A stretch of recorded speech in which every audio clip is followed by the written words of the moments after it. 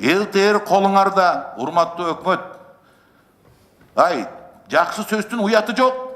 Биз уялбашыбыз керек эч нерседен.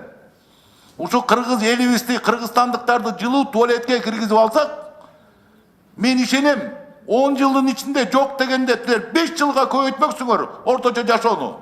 Эч кандай каражаты жок эле, эч кандай гранты жок эле, эч кимден карыз алып, ар кимден шүмүрөйүп акча сурап жүрбөй эле. Бул эми коомдук ресурс да. Унитаз 3000 сомдон 5000 сомго чейин турат. Ага көп акчанын кереги жок. Болгону биз коомдун психологиясына ошол нерсени киргизгенден уялабыз. Мүмкүн азыр менин сөзүм дагы силерге бир апенди чалыштын сөзүндө көрүнүп турган чыгар, урматтуу катталар. Бирок чыныгы жумушка кээде ушундай кыйын жумушту өткөзүп туруп барышыбыз керек. Ошону мээбизге сиңиришибиз керек.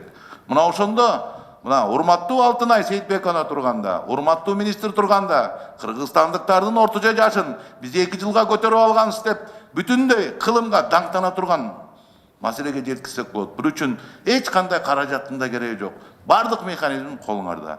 Ушундай механизмдерди иштеп, ушундай идеологияны иштеген силерде чогуу бир борбор түзүш керек, жок дегенде. Кеңеш түзүш керек.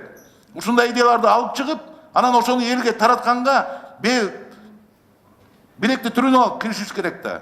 А биз эч убакта бир жаңы нерсени таппай эле, дайыма баягы эле эски ырды кайталап келебиз ушул жергечи.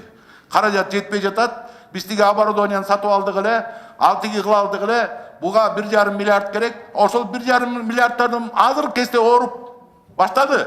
Ошол төрөлгөн балдар, ошол тестер балдар.